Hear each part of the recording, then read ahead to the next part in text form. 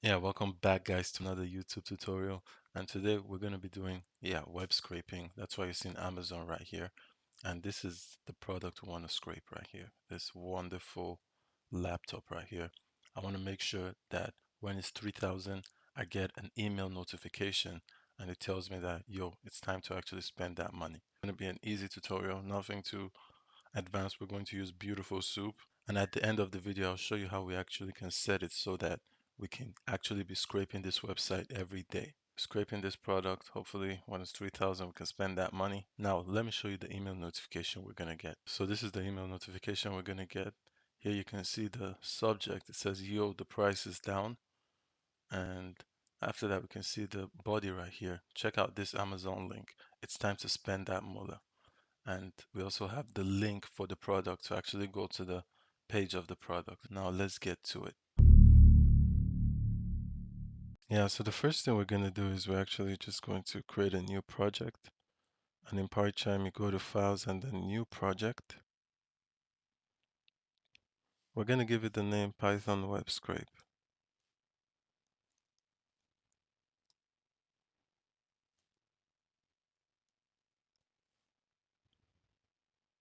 Now we create project. Say on this window, you can choose another window depending on what you prefer. What we do is we go right here and we right click and then we hover on New. And then you can see Python file. So we click on that. This is about just creating a new Python file. And I'm going to call it scraper. Now the next thing we want to do is we want to install Beautiful Soup. And the way you do that in pycharm is you go to your settings right here. You click on settings and then you go to project interpreter. And then inside this project interpreter, you click on this additional plus sign. And when you click on it, you just write BS4, and that stands for Beautiful Soup 4. And we can see it right here.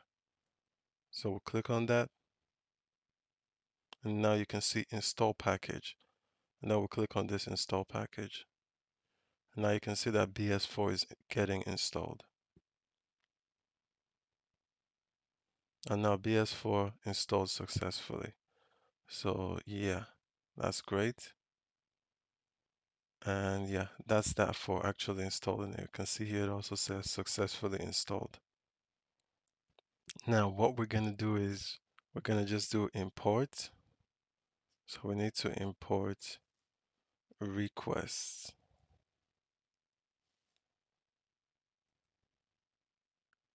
And now you can see that it's highlighted red right here. You can see this right here. So click on that and now you can see install package. And we click on that too. So now under here you can see that it's getting installed underneath here.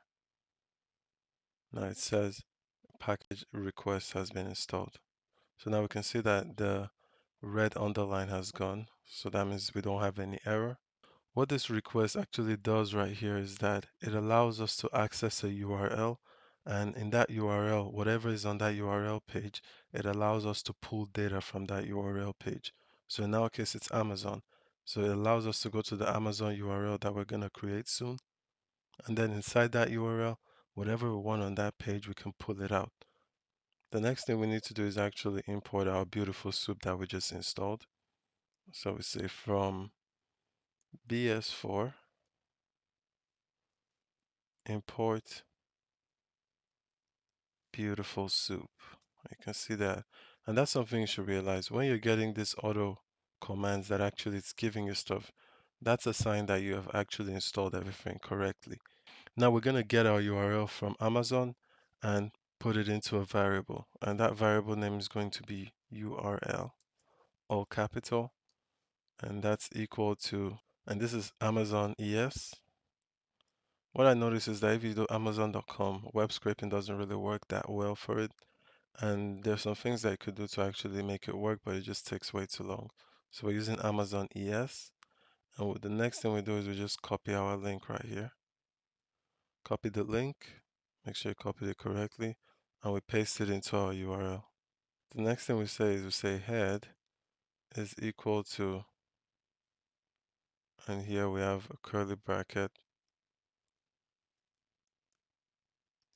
user agent. And the way we get that is we have to go to Google and then we type user agent.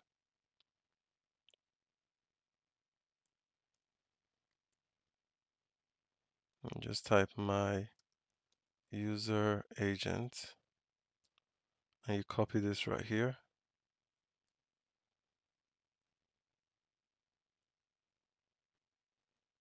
and we put it into a string.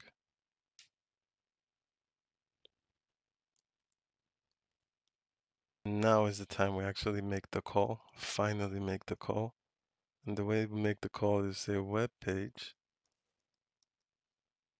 is equal to requests dot get, and this get is taking two inputs or two arguments, our URL, and also small headers is equal to head.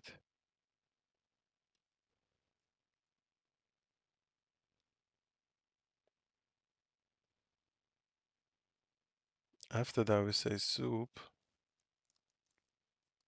is equal to beautiful soup, and this takes two arguments. It takes a web page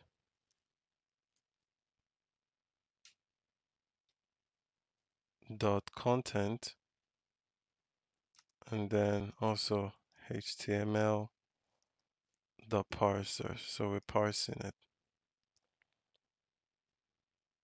And now we can just print soup, yummy soup.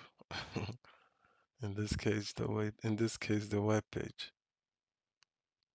Yeah, we can see this matrix code right here, but it's really hard to understand what is in here. So let's add some more code to actually extract what we want from the page. Now we can see that the code works, but we're getting a lot of information that we don't need because it's basically giving us every information about that web page. And we don't need everything, we just want the price. Now let's go to the Amazon page and actually look for the div that actually contains the price. So the way to find where this price is located in is basically you just highlight over the price, you right click, and then you click on inspect. And now we can see that the span that holds the price, and you can see the price right here. The idea of that span is price block underscore our price. So we're going to copy that right there. Now we're going to create a variable and we'll call it price. So price is equal to soup dot find, and then we say ID is equal to this right here dot get text. And I'll show you what happens if we don't put the get text. Now what we can just do is we can say print price. And I'm going to comment out this because I don't want that whole matrix code coming out again. And now you can see we get the price, 3,392. So let me show you what happens if I don't put get text.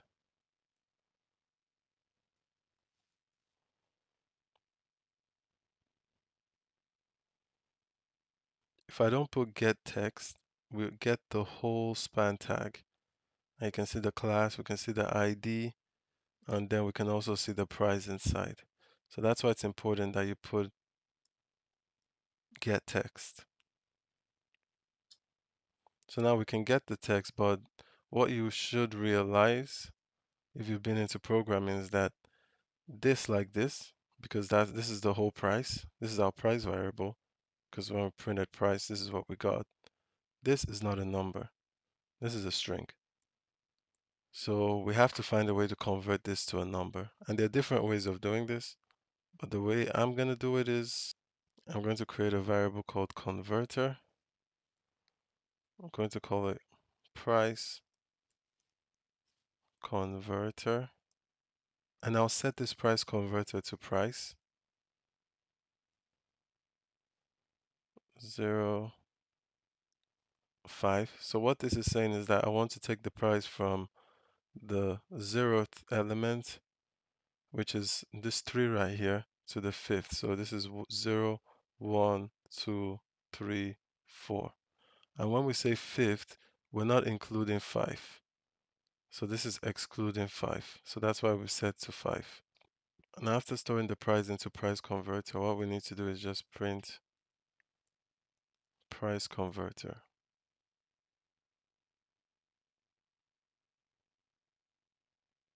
And you can see the difference now.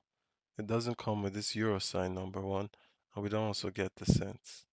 We could do it that we get the cents, but it gets really complicated because sometimes the prices could be without the cents. So it's better to just do it like this. But the thing is that this is still not a number, so we have to convert this to a float. We're not going to convert it to an integer, but we'll convert it to a float.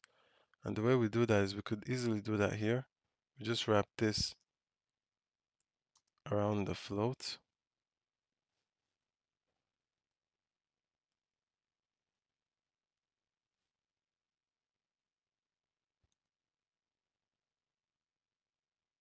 And we save. And you can see nothing really changes, but now it's a float. It's not a string anymore. Now the next thing we're going to do is we're going to set a condition.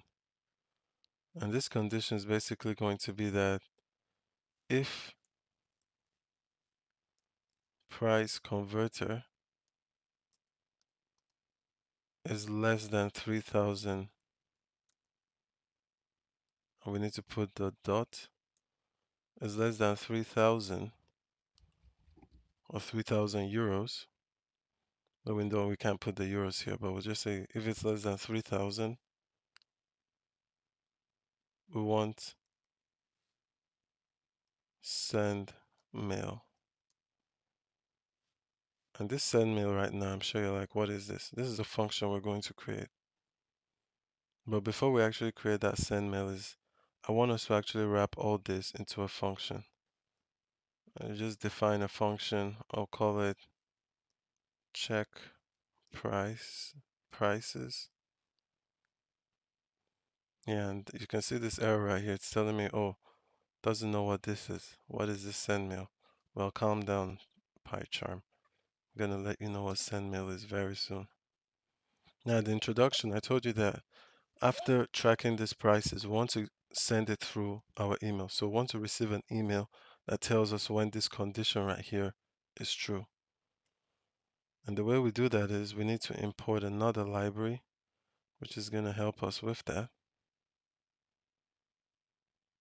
And that library will say import smtplib. Yep, so that's the library. And the send mail is going to be the next function we create. We'll say function send underscore mail. Now that error should get away because now I've told it what mail is. Oh, my inner JavaScript just came in, sorry. And what we'll do is we'll say server is equals to smtplibrary dot smtp, and then in the string we say smtp, small characters, smtp dot gmail.com.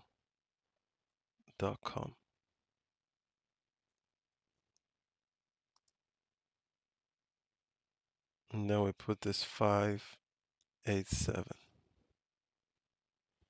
And now the way we're going to connect it to the emails, you will have to enable your two-step verification. This is basically just you being able to create another password for your Gmail. So we can use that password here so you don't have to use your original password. We say enable, enable two-step verification Gmail. I click right there and now you just get started.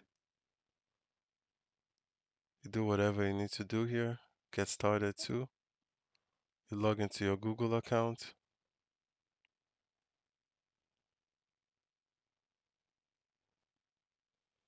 Now we just say Google app password.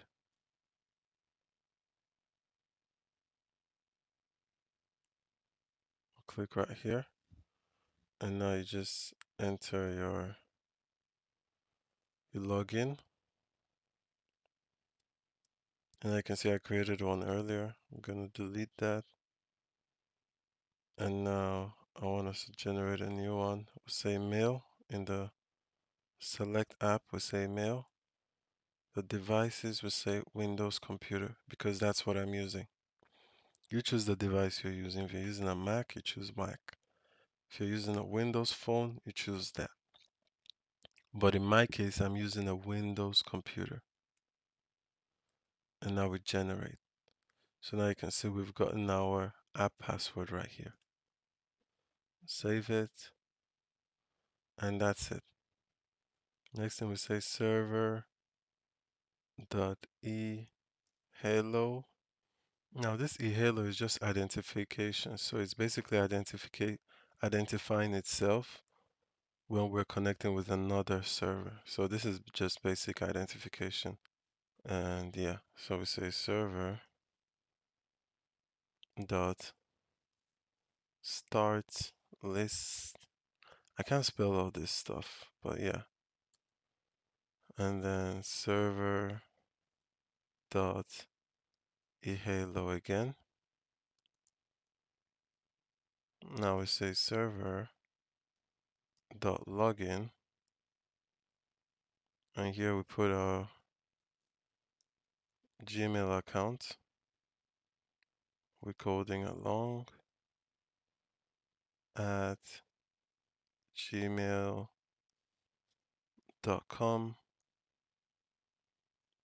After that, create another string and we put our password we just created. Our Google app password. So this is our Google app password right here we just created. And the next thing we'll say subject. Now we're actually creating the message that's going to show up. So the subject is going to be yo, the price is down with some exclamation marks. Let's make it more like, I don't know what exclamation marks do, basically. And then the body is going to be check out this Amazon link. It's time to spend that moolah.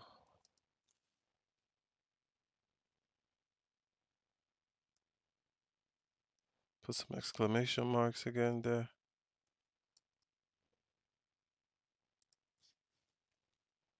It's time to spend that moolah. And now we're going to copy this HTML link right here.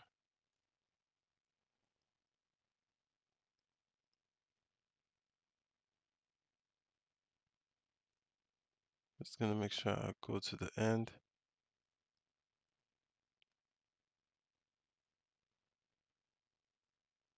Copy that.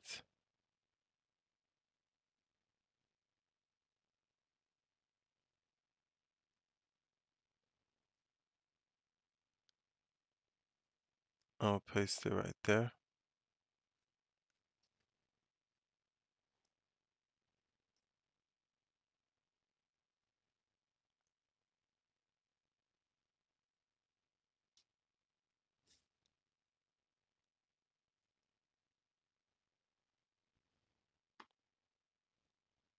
And next thing we say message is equal to, and we use some string literals right here. Say subject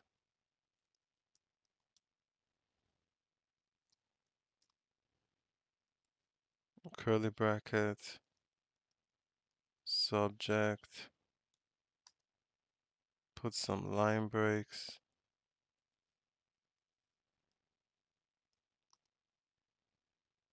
another curly bracket body.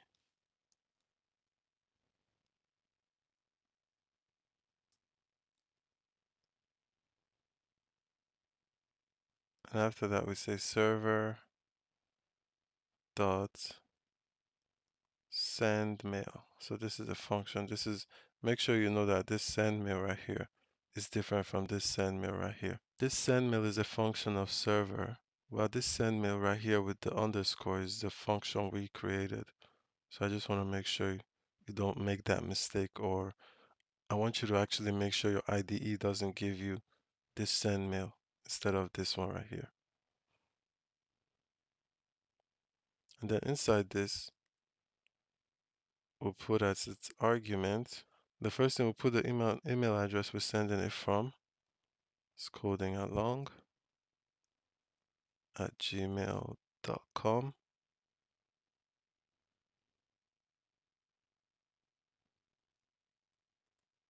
And then we put the email that we're actually sending it to. And this is my private email, samuelim221 at yahoo.com.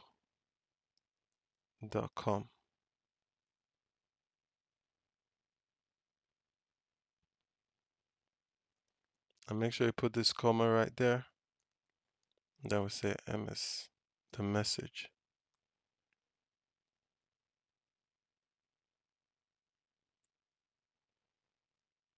The next thing we want to do is we want to actually print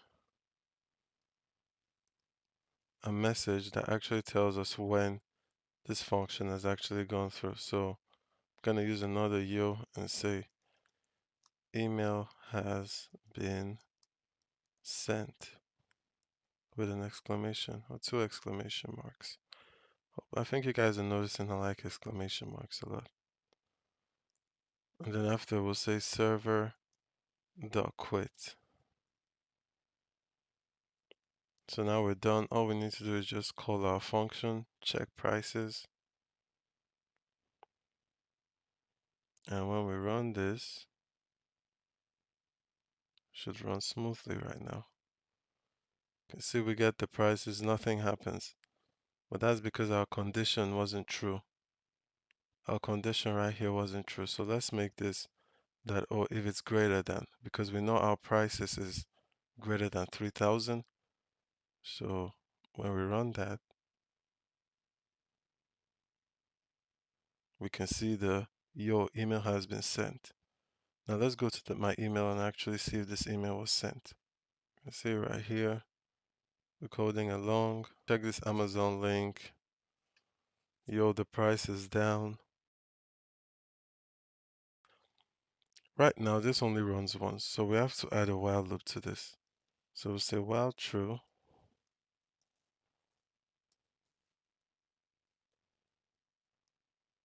this function should be called. Yeah, so the next thing we need to do is we actually need to import time. So we import time. And when we import time, we need to use it right here. So we use the time library, say time dot. We're checking for sleep.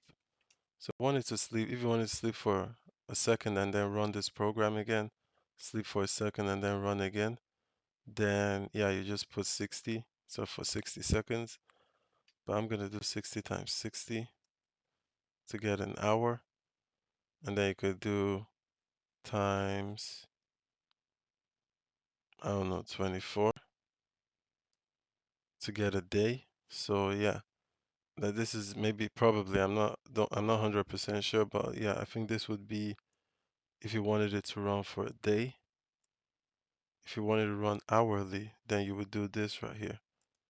I know what I'm just gonna put 5 seconds so you see what happens. And now we run it.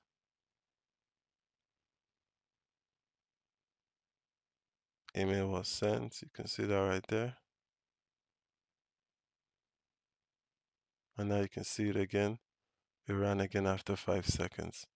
So yeah, just make sure you get the calculations right for this. I'm gonna stop it right here.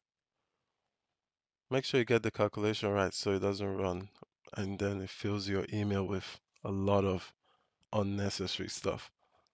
So yeah, that's it.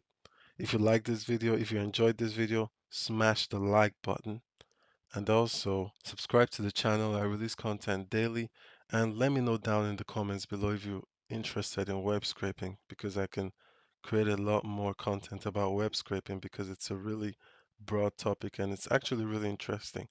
Like, just imagine what we did today. Really cool stuff. So yeah, I'm gonna wrap things up and keep things moving. See you in another YouTube video.